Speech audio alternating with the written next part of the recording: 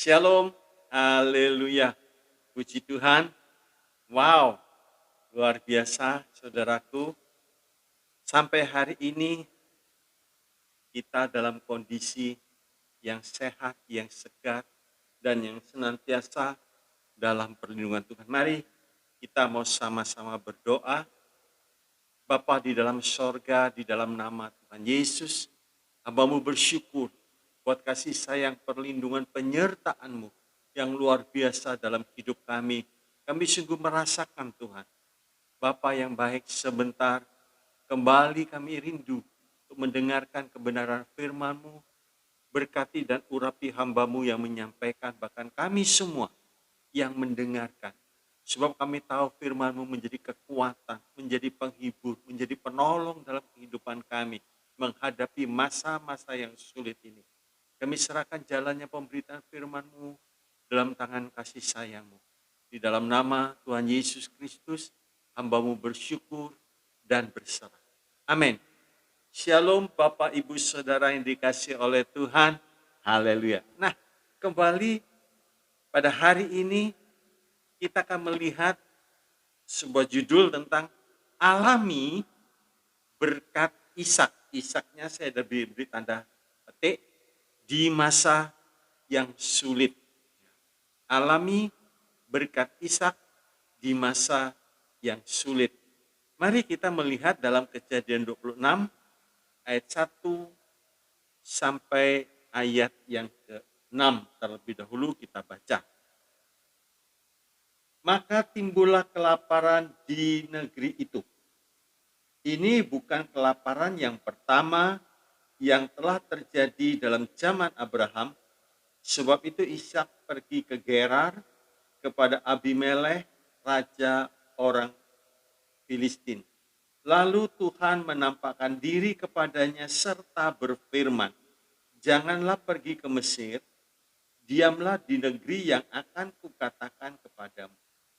Tinggallah di negeri ini sebagai orang asing, maka aku akan menyertai engkau dan memberkati engkau, sebab kepadamulah dan kepada keturunanmu akan kuberikan seluruh negeri ini.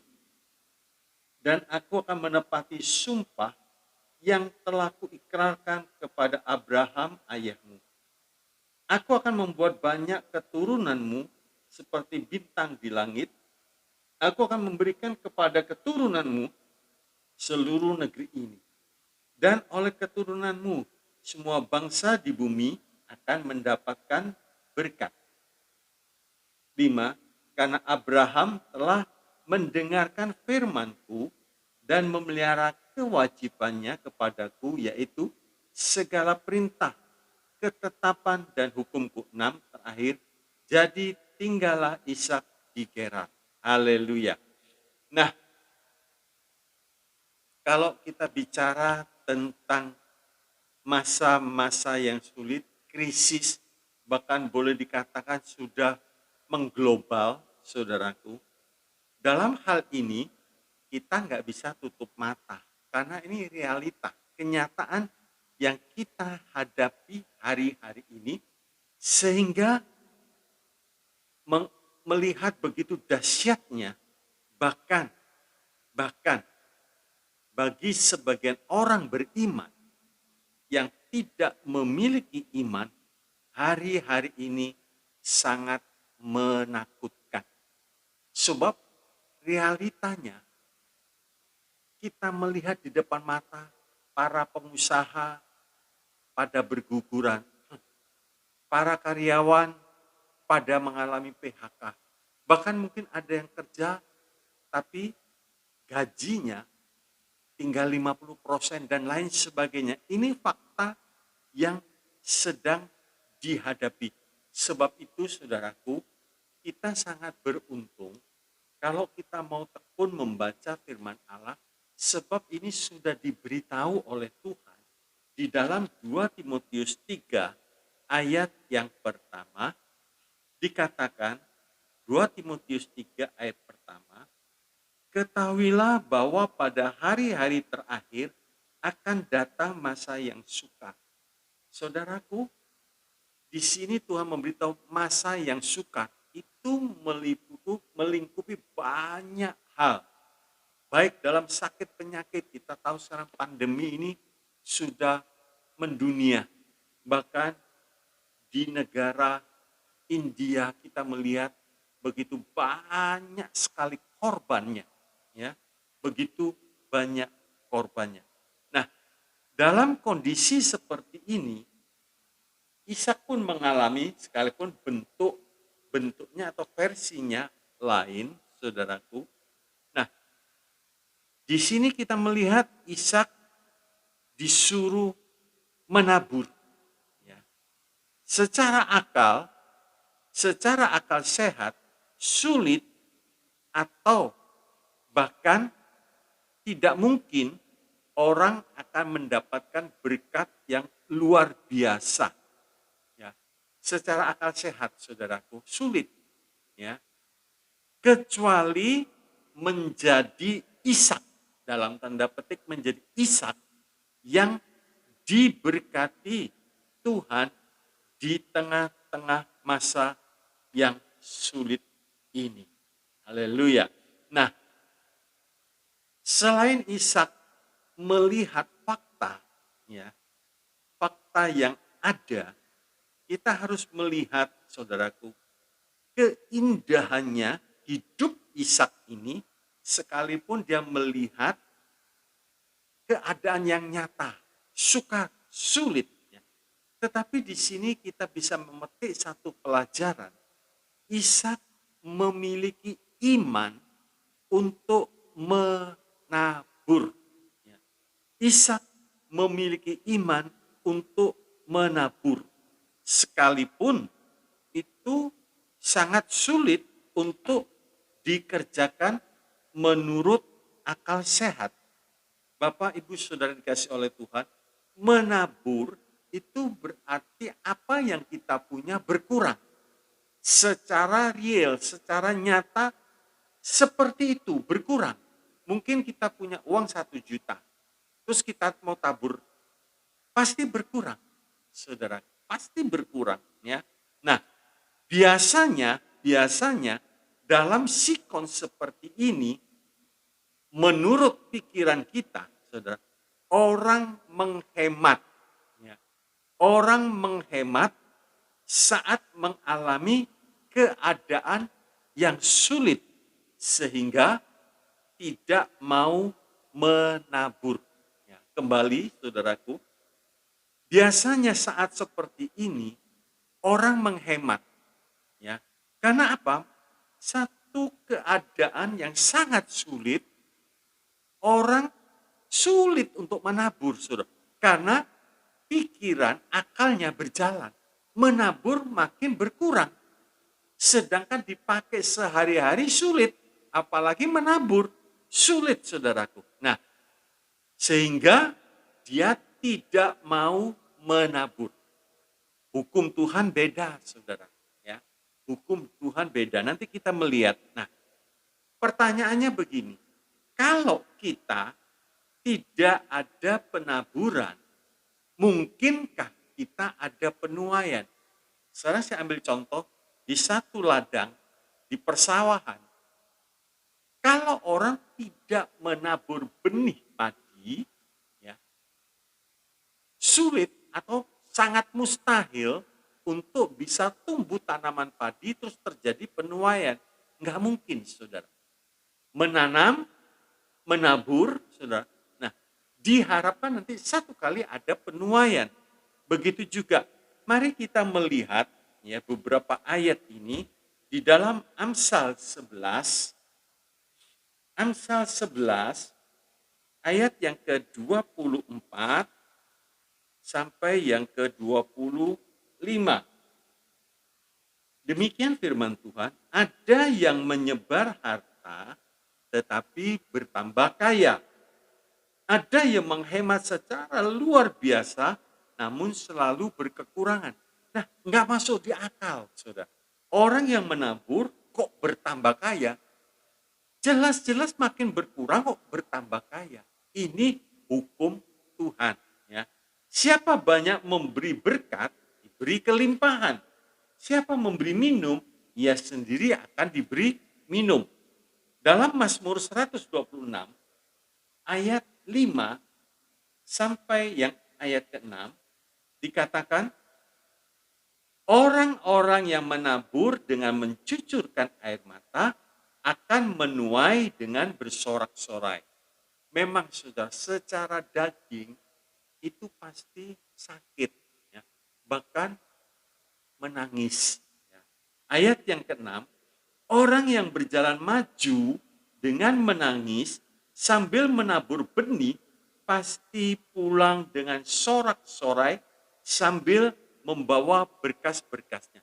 Dalam kondisi seperti ini, jangan mundur, maju, saudara. Maju, menabur terus maju, maju. Dan janji Tuhan pasti menuai, ya, pasti menuai, pasti pulang membawa berkas-berkasnya. Haleluya, haleluya. Nah, sekarang lanjutannya, bagaimana sikap kita menghadapi krisis ini?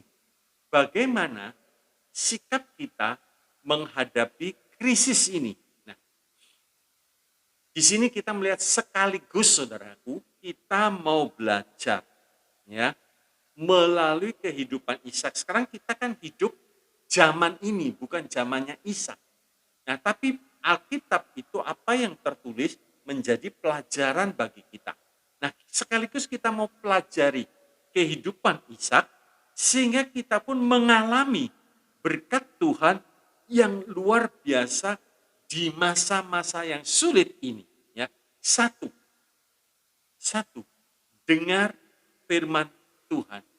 Ishak ini bukan maunya sendiri. Kejadian 26 ayat yang kedua, tadi kita sudah baca, dikatakan demikian. Lalu Tuhan menampakkan diri kepadanya serta berfirman, janganlah pergi ke Mesir, diamlah di negeri yang akan kukatakan kepadamu. Nah, dari ayat ini nampak jelas bahwa mujizat yang dialami oleh Ishak itu diawali dengan dia mendengar firman Tuhan. Beda dengan keluarga Elimelek, pada waktu di Betlehem terjadi kelaparan, di situ Elimelek tidak mendengar suara Tuhan, tidak bertanya akan Tuhan, tetapi pergi sendiri, maunya sendiri. Dia pikir menurut akalnya di Moab ada kelimpahan dan dia pergi. Nah, di sini perbedaannya. Yang satu mendengar firman Tuhan dan dia taati, saudara. Dia mendengar, dia taati. Elimelek tidak. Akhirnya yang satu sukses, yaitu Ishak sukses, Elimelek mengalami kehancuran. Ya.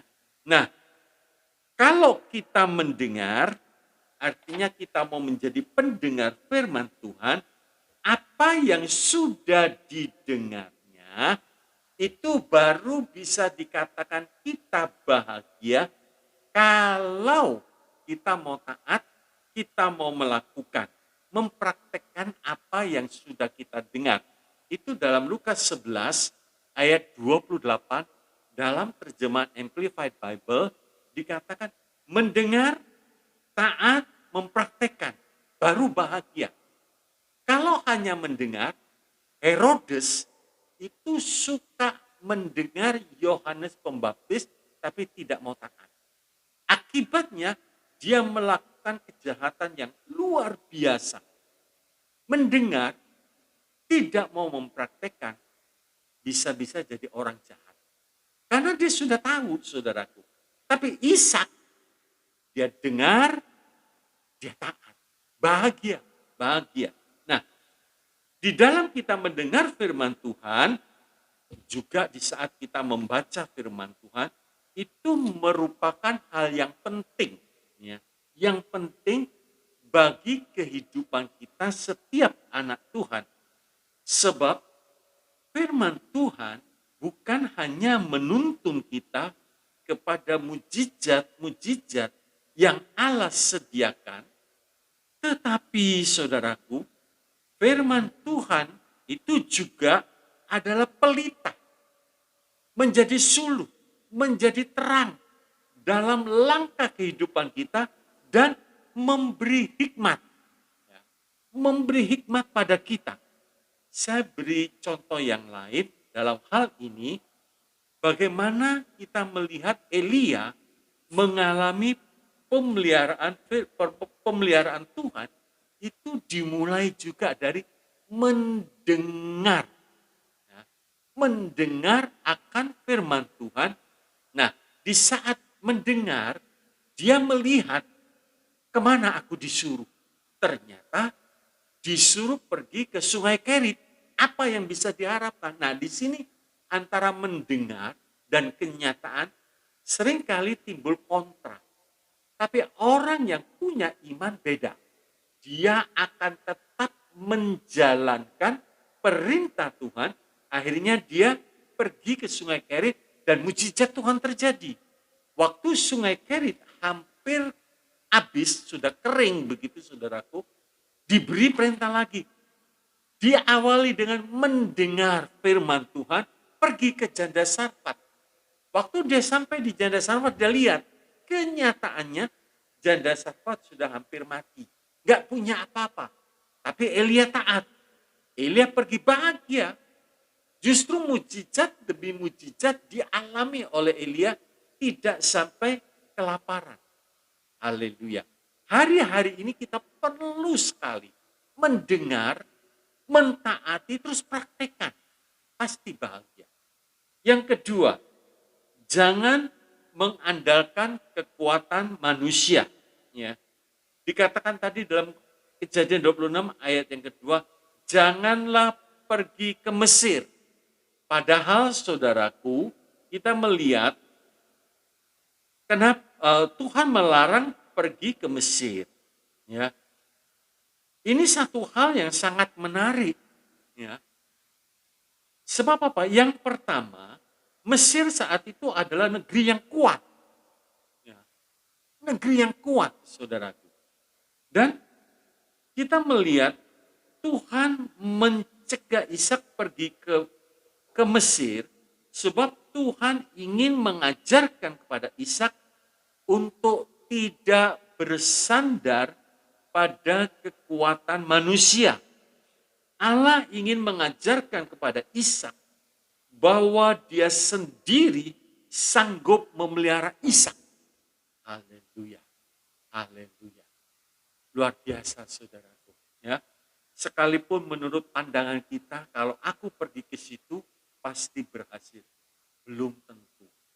Belum tentu.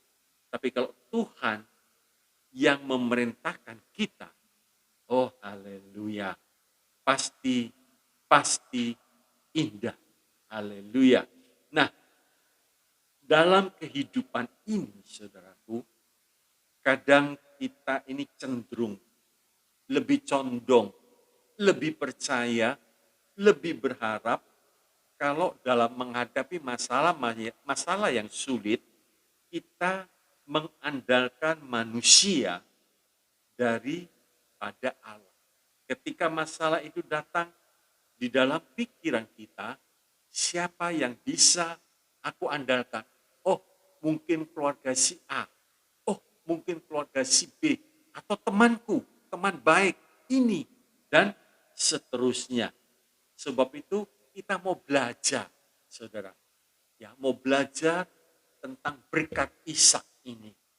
Jangan sampai kita mengandalkan manusia. Memang firman Tuhan cukup keras. Terkutuklah orang yang mengandalkan manusia.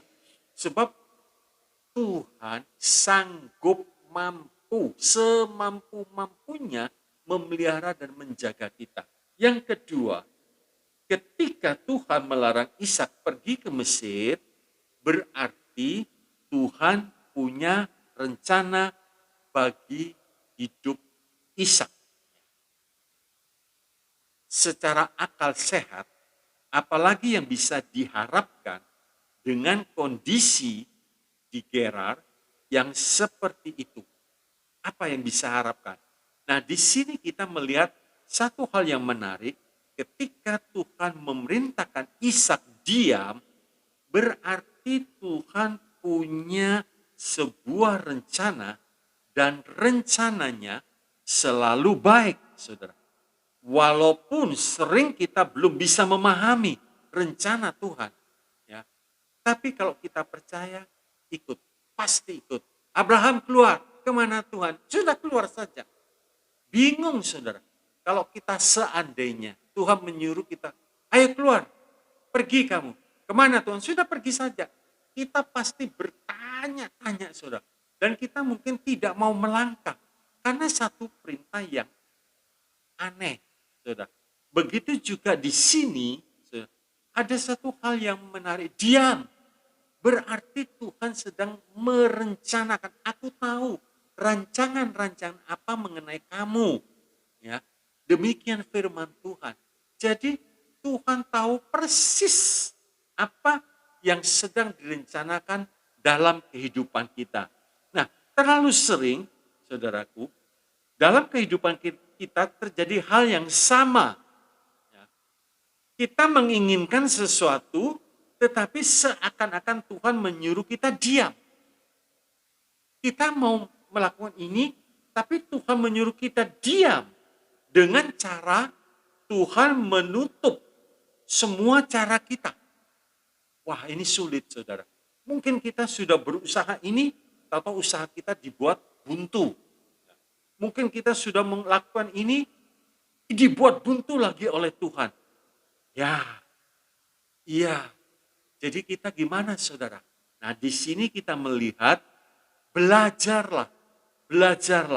Ketika kita menghadapi masalah seperti ini,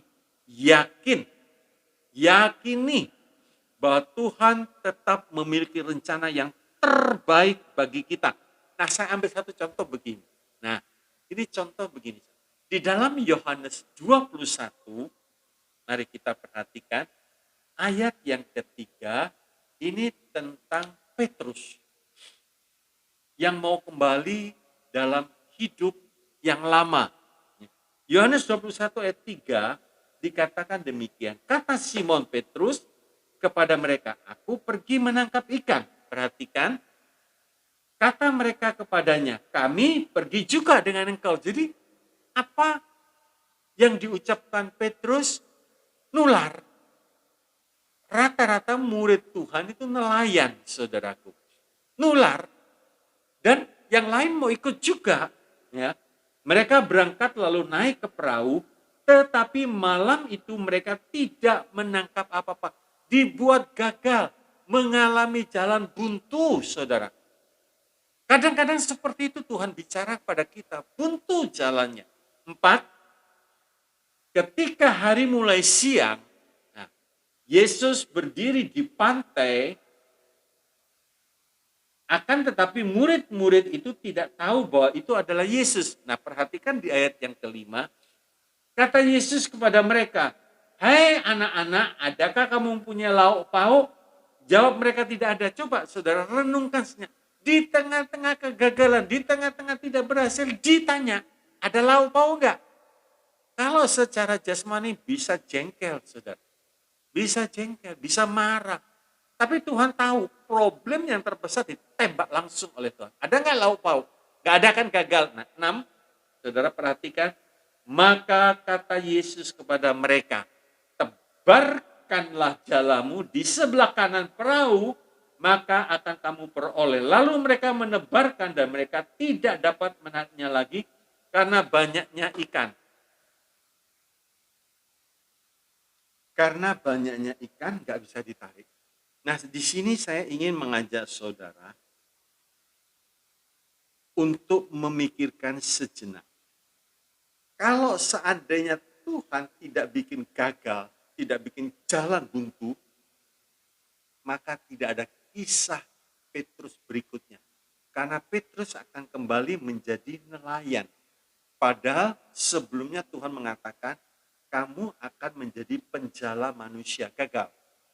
Tapi karena cinta Tuhan, ditutup jalannya. Dibuat gagal. Waktu itu, saudaraku, mereka baru sadar, itu Tuhan. Dan dia mulai beralih. Diingatkan kembali. Ya, diingatkan kembali. Sebab itu, kalau ada di antara kita punya rencana ini, ternyata Tuhan buntu. Punya rencana ini, Tuhan tutup. Jangan marah. Tanya sama Tuhan. Tuhan, apa mau Tuhan? Apa rencana Tuhan? Ya. Kalau Petrus diizinkan sukses, nggak ada kisah Petrus. Nah, waktu dia gagal, Tuhan menunjukkan kembali rencana semulanya. Untung di sini Petrus taat. Petrus taat. Haleluya. Sebab itu 3 pertanyaan dilontarkan kepada Petrus. Adakah engkau mengasihi aku? Sampai 3 kali. Terakhir Petrus menangis.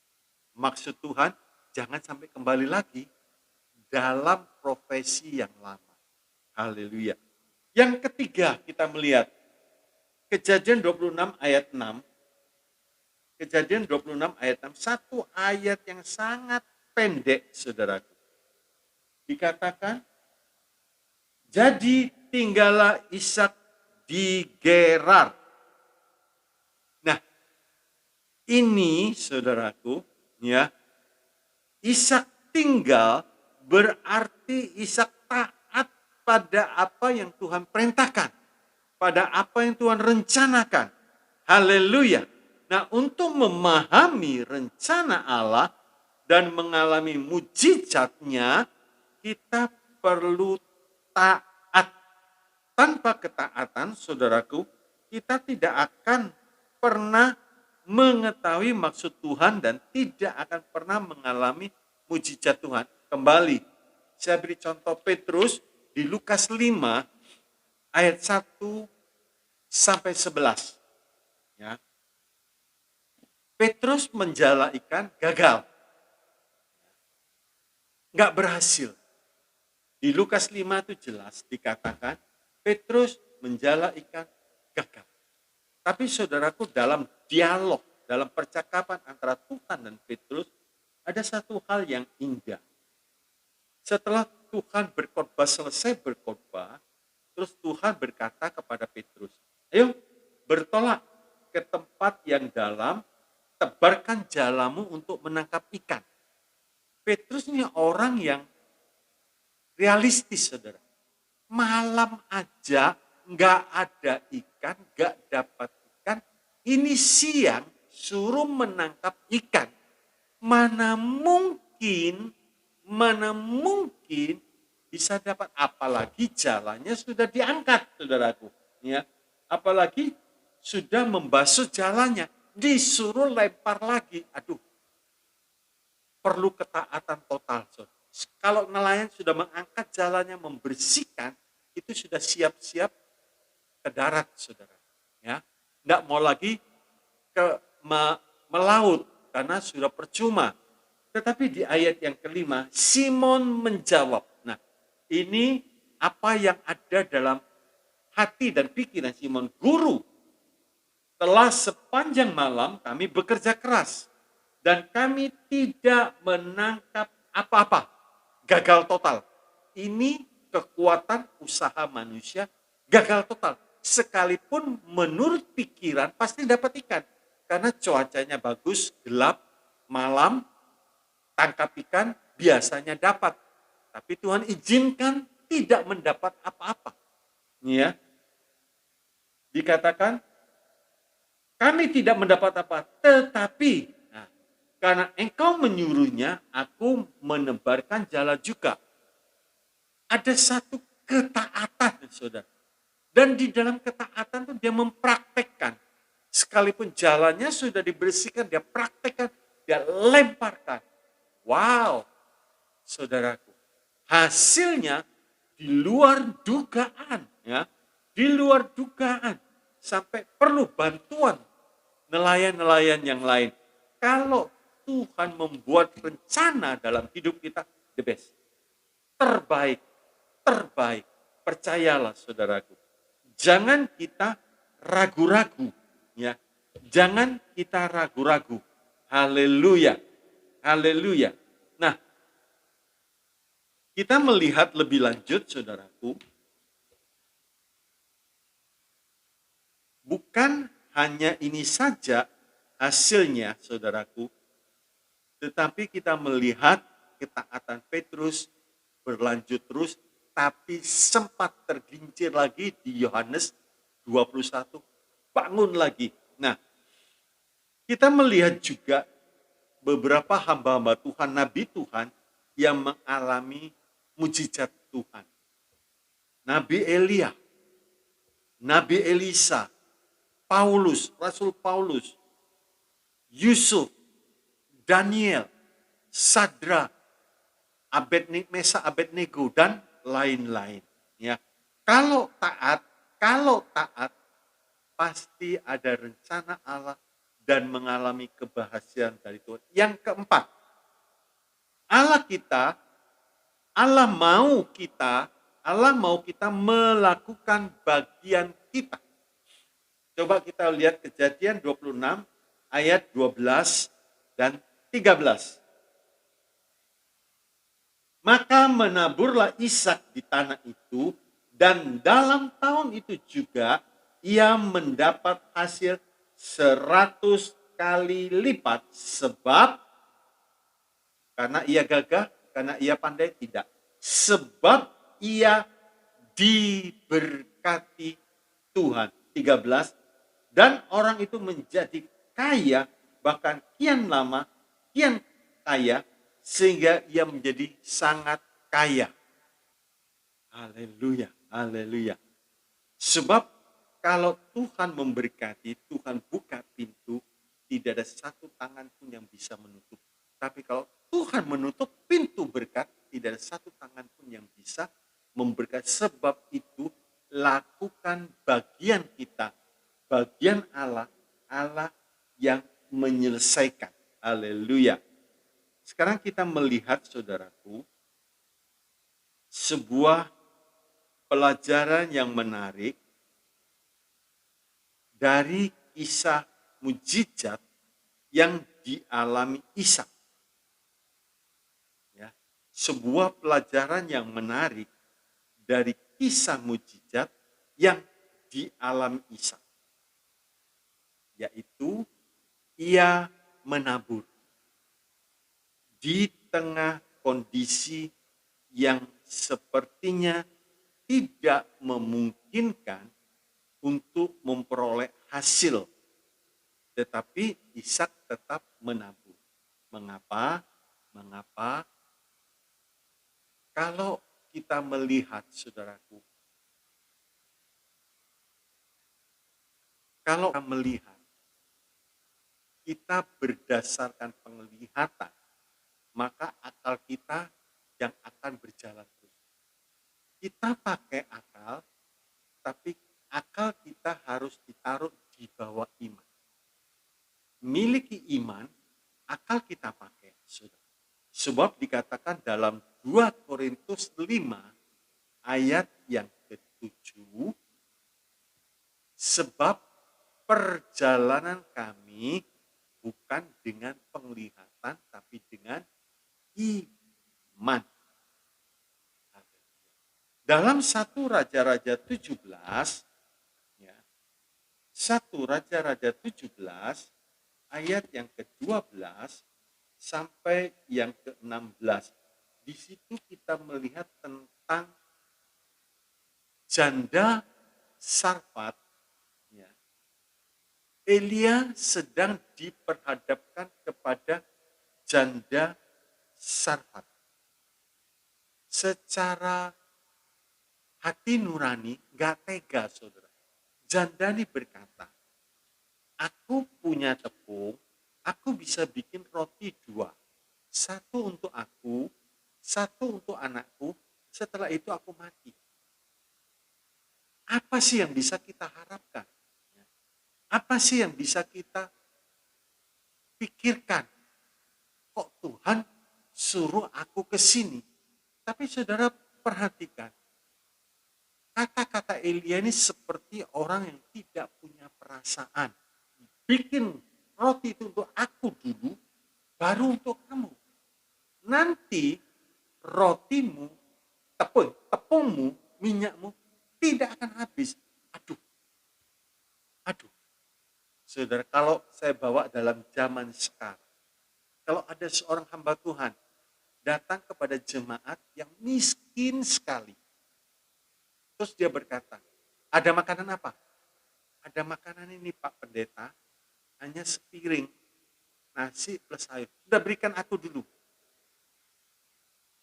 Kira-kira kalau orang mendengar, apa kata orang? Ini pendeta gak punya aturan, gak punya hati nurani. Tapi justru itu perkataan Elia disambut oleh janda Sarfat.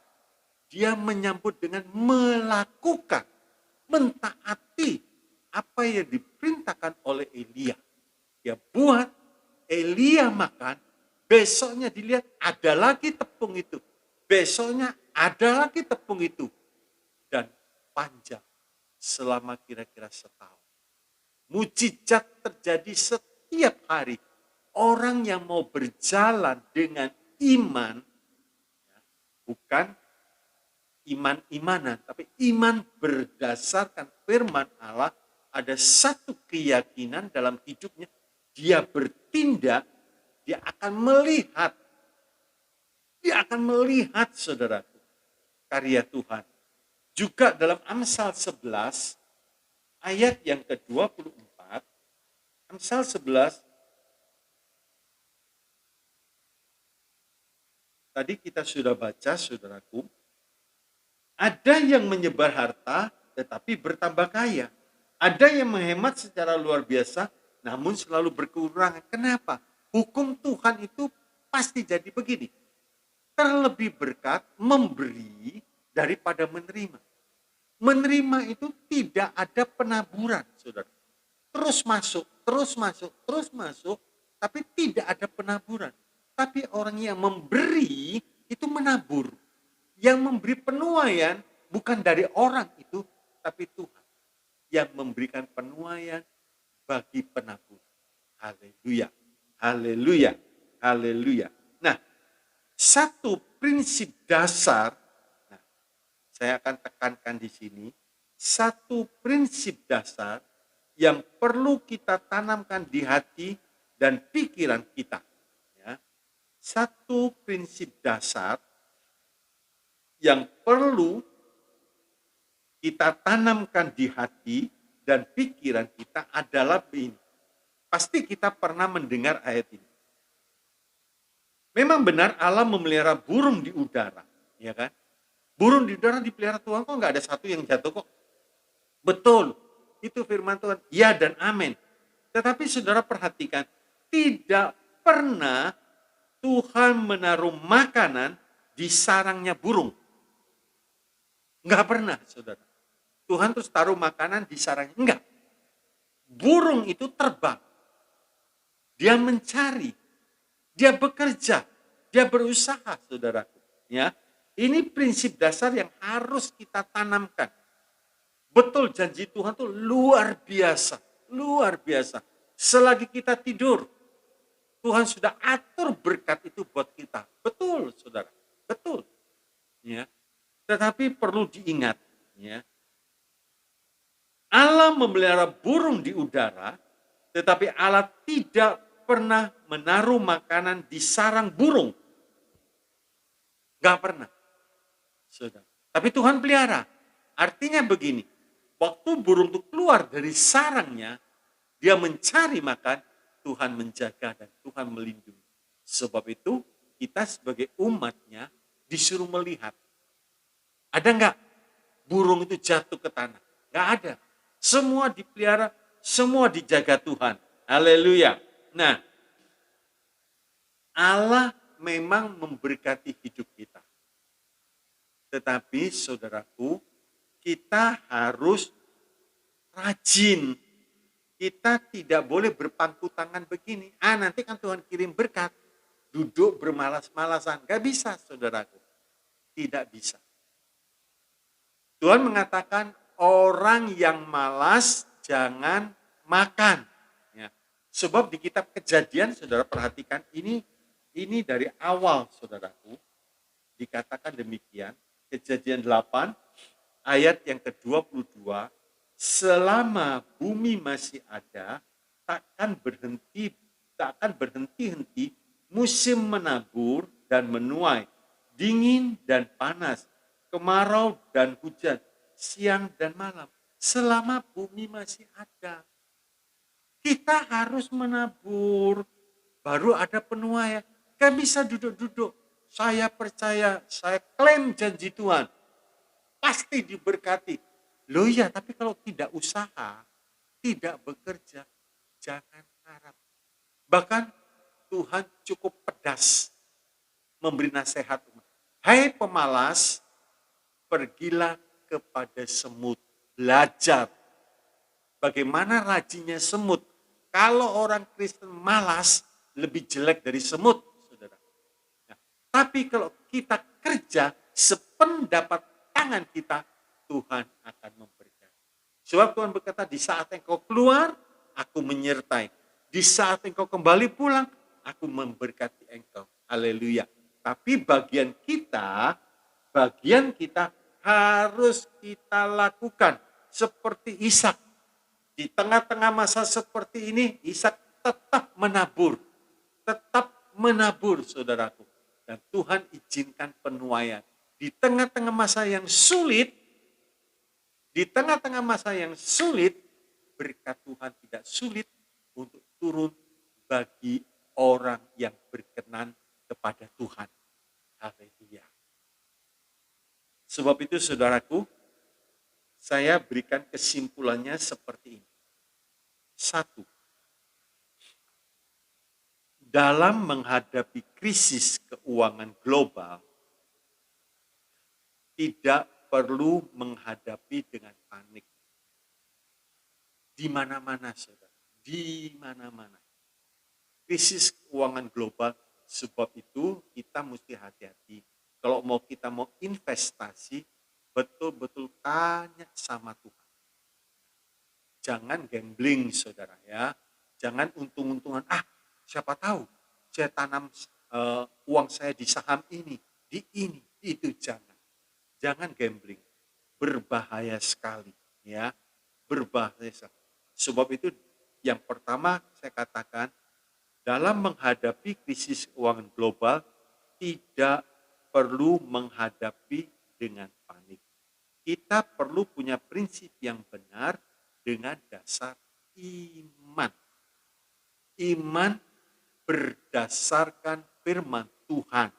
Sebab langit dan bumi bisa lenyap, firman Tuhan kekal. Jadi iman berdasarkan firman Tuhan.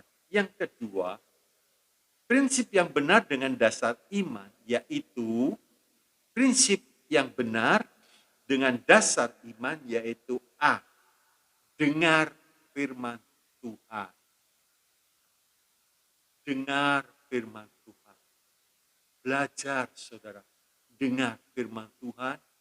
Belajar membaca firman Tuhan. B. Jangan mengandalkan kekuatan manusia. Sebab Yesaya mengatakan, coba saya bacakan. Yesaya 2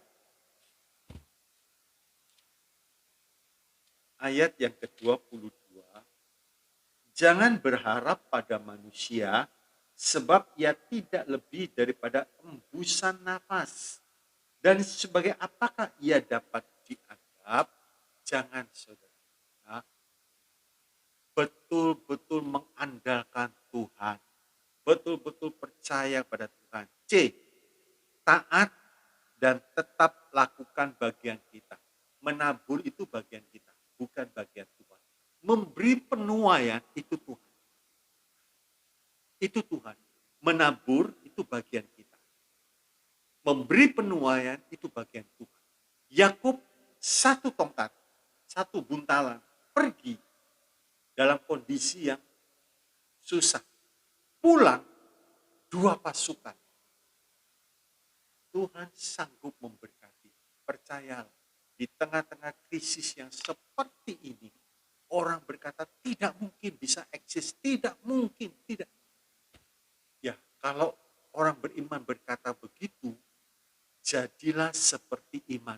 Jangan, saudara. Ya, kita melihat ketiga, kita harus tetap yakin bahwa Allah tidak kekurangan cara untuk memberkati setiap umat. Allah itu caranya banyak. Pemecahan roti yang pertama dan pemecahan roti yang kedua sudah beda. Sudah beda. Yang pertama sisa 12 bakul yang makan 5.000 orang. Yang kedua sisa 7 bakul yang makan 4.000 orang. Mujizatnya beda. Tuhan membuat kesembuhan, membuat mujizat kesembuhan juga berbeda-beda. Mencelikan mata orang juga berbeda. Sebab itu jangan membatasi kuasa Tuhan untuk menolong kita. Ya. Kita yakin Tuhan tidak kekurangan cara untuk memberkati kita. Kiranya Tuhan Yesus memberkati kita semua yang mendengar, dan mari dengar, taat, praktekkan. Baru kita dikatakan berbahagia. Kita belajar tentang kehidupan Ishak, tentang berkat yang dialami Ishak di masa yang sulit. Mari kita berdoa. Bapa, kami serahkan hidup kami dalam tangan, dan kami sangat percaya pemeliharaan-Mu sangat teliti. Rambut di atas kepala kami Tuhan hitung, apalagi kehidupan kami. Kami yakin, kami percaya, kami pasti diberkati. Kami pasti diberkati oleh Tuhan. Kehidupan, kebutuhan kami sehari-hari, Tuhan mencukupkan kami. Bahkan Tuhan berjanji dengan kelimpahan. Sebab itu kami sebagai umat-Mu, kami bergantung penuh kepada Tuhan. Kami bergantung sepenuhnya kepada Tuhan. Kami berharap kepada Tuhan. Kami mau menerima, kami mau meniru apa yang Ishak kerjakan di tengah-tengah masa yang sulit, di tengah-tengah negeri yang sukar. Ishak tetap berkata, tetap keberkatan. Terima kasih. Bapa yang baik, kami berdoa buat semua yang sudah mendengarkan kebenaran firman. Kami serahkan semuanya dalam tangan, memberkati hidup umat di tengah-tengah masa yang sulit seperti waktu Israel di Mesir. Tuhan membuat satu perbedaan yang luar biasa. Umat Tuhan diberkati, dijaga, dilindungi. Begitu juga hari-hari ini, kami sangat percaya umat-Mu diberkati. Hamba-Mu berdoa, berkati ya Tuhan, di saat umat-Mu bekerja, berkati dengan kelimpahan yang daripada Tuhan. Berkati pekerjaan, berkati keuangan.